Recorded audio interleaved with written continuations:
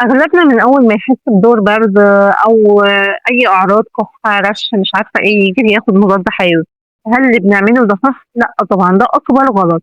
البرد والإنفلونزا عامةً بتبقى مسبباتهم فيروسات، والفيروسات لا تتأثر بالمضاد الحيوي. طب إيه بيحصل لما أنا باخد مضاد حيوي؟ أنا كده باقضي على كل أنواع البكتيريا سواء نافعة أو ضارة في جسمي، وبيحصل مقاومة كمان للبكتيريا، لأن البكتيريا بتغير في شكلها وفي تركيبها ضد المضاد الحيوي.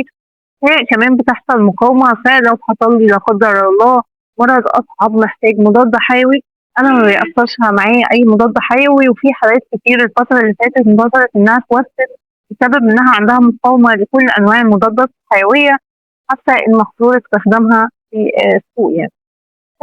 ضروري جدا لو عندك برد أو إنفلونزا أو كده، هو آخرك شوية مشروبات دافية ترتاح شوية، آخرك تاخد مسكن، تشرب عصاير فيها فيتامين سي.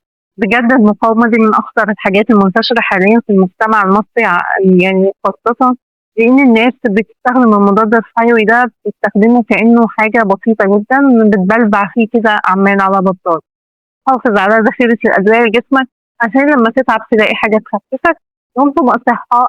أنا دكتور آلاء وده الوريد. ما تنسوش تعملوا لايك وسبسكرايب وتفعلوا زر الجرس عشان يوصلكوا كل جديد. سلام.